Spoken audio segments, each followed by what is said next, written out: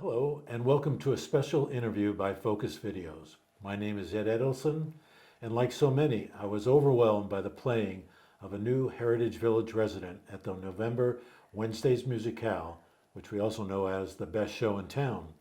Here is a brief clip of the audience response at the end of her playing Satin Doll.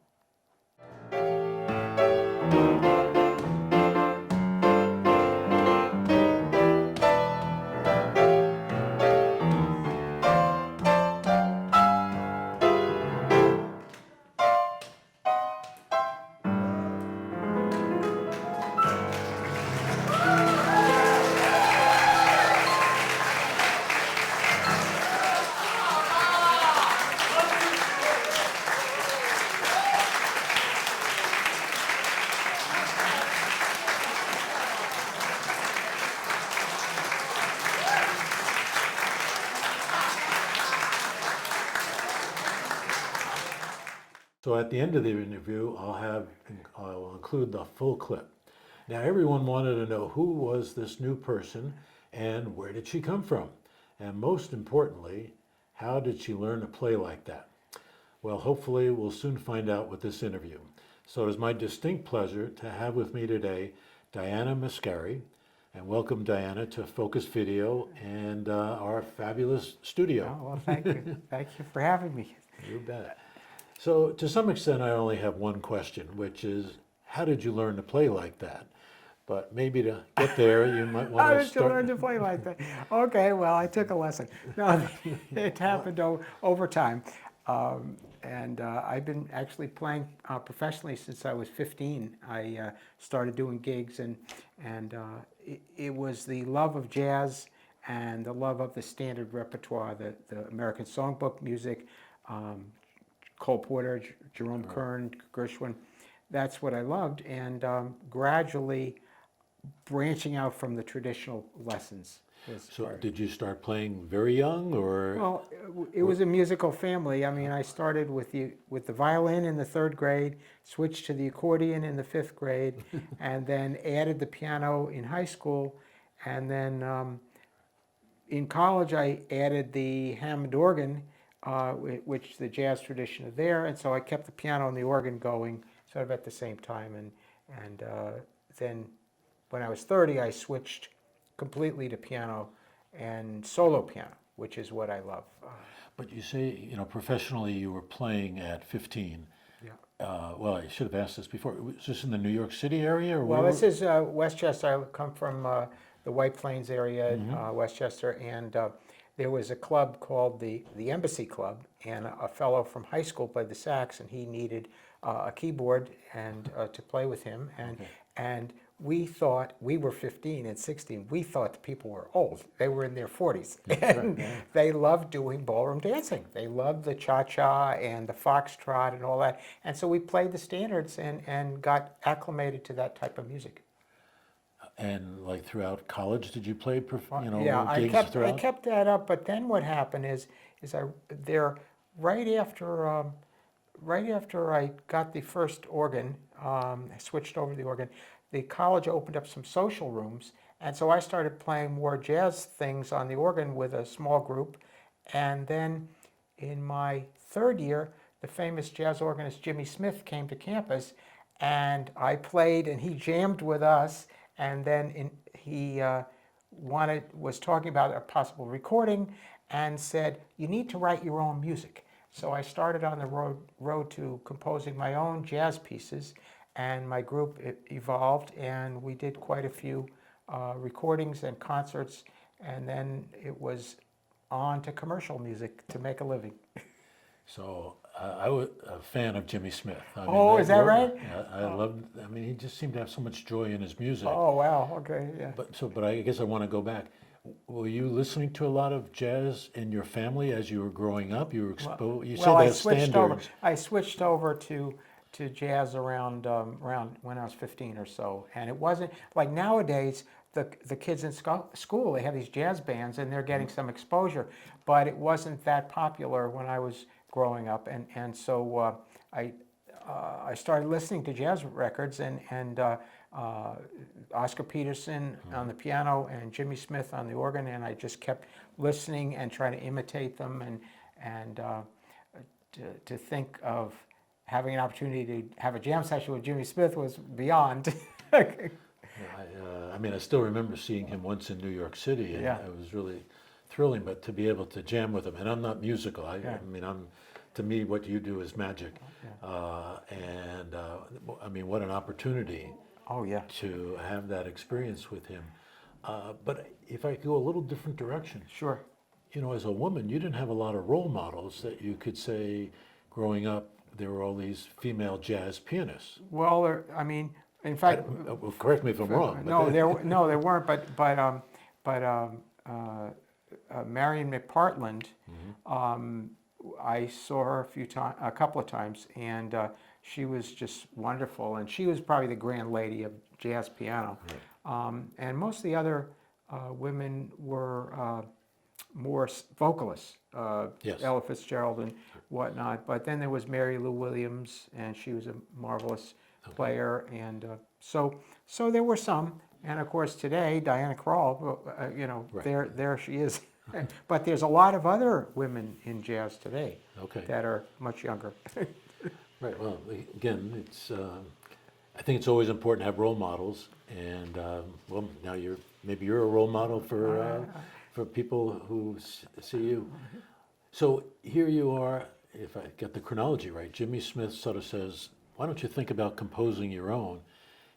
And how did you find that Well, experience? his manager said to me, Jimmy wants to record you, but you've got to come up with 2 songs in a week. And so I went back to the practice room and I started working on a couple of tunes, and I did. I wrote them, and one of them actually became something that my group did quite a bit, and Okay. people liked it. But as it turned out, he was not in a position where he could have a record company and all that. But it started me on the road, and then I was taking music classes in college, and got inspired by Debussy and Ravel and Stravinsky and some of those composers, and I wanted to try to implement some of what I heard into my own music. So we explored things, and so it was enjoyable. It was enjoyable to do my own stuff. So, and I have it here somewhere. I mean, you have a lot of musical education. Oh, that was later. I went back to school when I was 39. So I had gotten my degree, took some private lessons, but when I was 39, I knew I needed to do more. Okay. So I went to New England Conservatory, and I was there, and I got 2 master's degrees, one in jazz composition and the other one in classical composition, because I started running this parallel of the jazz playing, but the classical writing. So that was a sort of a dream come true. So. So, but in between, let's say your undergraduate college and those advanced degrees, you were playing. I was professional? playing out. I played out for, I don't know, about 8 years. That was it. That's all we did in those days. There were Holiday Inns and whatnot, so we played in these different places with a trio and Okay, a yeah, quartet, you know, okay. and did that. And then when I was 30, I realized that in order to pursue the jazz thing and the music I loved, I needed to switch from playing bands and commercial music into solo piano. So from the time I was 30, I began this quest to learn really to develop that. And then I got this gig in around 1987 at a hotel. I was calling these places, and the general manager says, I said, "Are you interested in a pianist?" He says, "Oh yeah." He says, "Why don't you come down Friday and play for the night, and we'll see how it goes." I lasted there 14 years. And that's when I put the solo piano style together in probably the first 5-6 years. So Where was that hotel? it was it was a hotel, it was a Sheraton Hotel in Milford, Massachusetts. Wow. So that was a real training ground. 8 hours a week at the piano. Yeah, no, it's the old line about how do you get to Carnegie Hall? That's Practice, right. practice, That's practice. right. Right. And then from there, you decided Right. to get more. Well, I was educa- actually during that, the second Oh. year, and so I was working on my academic music, I see. and then I was doing the playing at the hotel, And I was also teaching piano, and I was playing in church. I was music director at a Presbyterian church. A lot of music. A lot of music, a lot of music. Now, going back to your composition, Yeah. I understand you've written quite a number of pieces at this point. Yeah, I did. I wrote during about a 16-year period from when I was about 40 to about 56. I was writing. I would be focusing on the playing, church, and the piano stuff. But then I was writing, and I wrote for orchestra and chorus and chamber music and organ and several classical pieces. Then it was too hard to get anybody to play the music. It was very hard. I had a few pieces played, had something played at Lincoln Center. I had something played. This director named Max Hobart really liked the piece, and then he played it with one orchestra and he played with the other, and the second time it was just phenomenal. You couldn't have asked for a better performance. So I had some interesting performances, but it just, to keep things going, you really needed grants and all this. So I gave it up, and then in June I just started again. June of 2023? Yeah, just before we moved, I just started writing, and I'm writing these smaller pieces now just to sort of get back to it. So, but it's a joy to practice and then also work on music, composing music, because now we have electronic stuff. It doesn't sound electronic, but I notate it through the computer, and then it plays it back. So it plays with a violin sound or a flute sound. It's wonderful, wonderful. Well, that's amazing to hear that, and I'm sure to watch it all happen. But, oh yeah, it's. Using technology to really enhance your artistry. Right. Well, that's it. It's wonderful. It's really wonderful. So, I think you also say you continue to do piano lessons. Yeah, I once the pandemic happened, I went to online teaching. Okay. And the online teaching, I loved it. Most people say they really don't like it, but to be able to deal with somebody one-on-one, and somebody's in Michigan, and then somebody over here is in Massachusetts, and somebody's in South Carolina, and they put the camera on their piano, right. and we can talk about a lot of things, and I have a camera over my piano, and so I really enjoy it, and I wouldn't have been able to retire. I would have still been teaching piano in person had we not had the pandemic, if you can imagine, and online lessons, because I always wanted to do it. It was something I wanted to do for a long time. Maybe I'm getting confused. So it sounds like you've never done in-person piano lessons. Oh no, I did that for 45 years. Oh, okay. Yeah, no, I did 45 years of lessons, and I had 2 studios, and I would teach one nearby in my house, near my house in Hudson, Mass, and that was in the town. And then in the church I played, I rented space from them in the basement, and so I had my longtime studio there, many years. So then the pandemic came, and we couldn't do in person. So I did a little bit after that, but mainly I went to online, and it was great. I mean, are you still interested in doing lessons? Oh yeah, I love teaching. I think it really helps a lot. It just to be able to help people in their individual growth and stuff. So, I mean, just because we're talking to villagers, are people who are seniors you would be willing? I have a student who's 81. Okay. I had another student who was 80, 77, and so. That answers that question. And but you'd be, if somebody had a young person who was. Yeah, I mean, I've taught kids. Although I only have 2 kids left. They're both 10, and one of the girls is 10 going on 40. So Okay. she's very sweet. But anyway, so I have those 2, and they're online. And everybody else is high school and adults, but I have quite a few adults who are over 60. Now, I think it's in your bio. You mentioned Jimmy Smith, but also Lionel. Lionel Hampton. Yeah, that was another kind of. Yeah, that was another experience. He was playing for a picnic at the school, and my friend had asked me if he could rent my organ to Lionel Hampton's band. So on the break, I got up and started playing the organ. Hamp comes up and he starts jamming it. starts playing like, he got the feeling and it was okay. So I took it from that.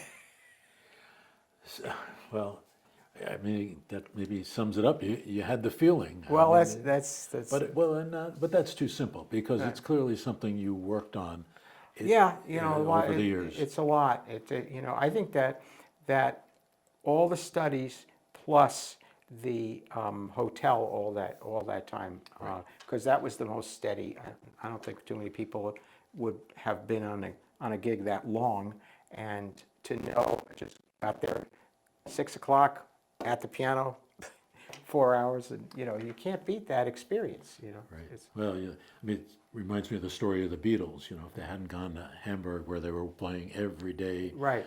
several times a day, they may never have been the group Right. No, that's true. It's true. to bring It it all really is. together. But that sounds like a Yeah. similar opportunity Yeah. that fell Well, in. that's it. I mean, they said Duke Ellington, he was on the road. They were playing 6 nights a week, and they said he was composing, you know, every day in the hotel. He's writing music, and Chick Corea, who we lost recently a couple of years ago, and he another one. He toured these different places, played with a lot of people, and then he was writing all the time. Every time he was not at the piano, he's writing, and so everybody has a different approach, but there's nothing like the performing that you can. And we don't have that now. We don't have it like we used to have days where people. In fact, the Jazz Workshop and Paul's Mall in Boston used to be 7 days a week and a matinee. And if the musicians were going to all these different places, hotels or whatever, Yeah. and playing, you're getting that experience that is very different from a 1 hour show at a concert. Right. And just on a weekend and Yeah, nothing during the that's week. it. That's it.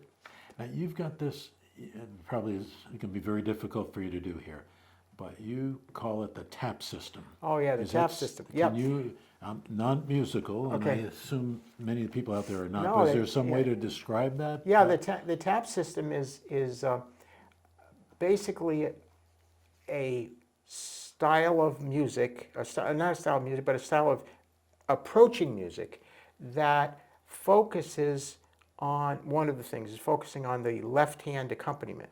So you probably noticed when I was playing Satin Doll and a few of the other tunes, a couple of the other tunes, I focus on getting that left hand bass and really building it up. Well, when people are playing by themselves, they want to have some sort of a feeling about their music instead of what's in the sheet music is usually like bo, bo, bo, and that thing changes.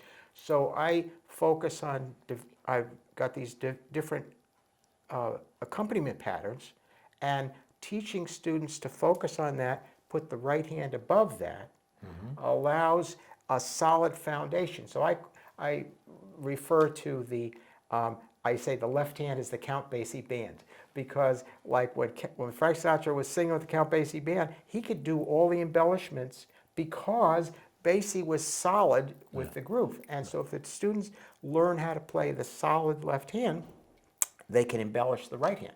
So, and there's other parts of it, building a repertoire and memorizing music, different things that go with it, but that's the core, and that was developed at that hotel, because I was teaching myself how to do this. Right. I was watching on one of your blogs a video, and I think that's what you were explaining about kind of moving between the different keys. Yeah.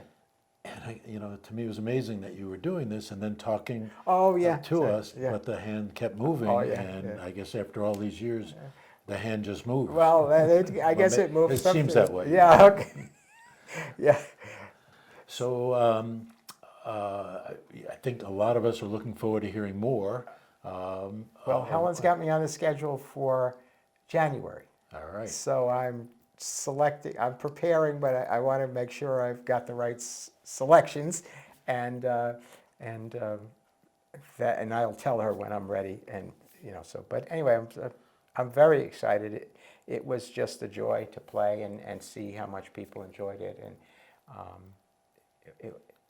I was just very honored and very grateful. And the piano is beautiful.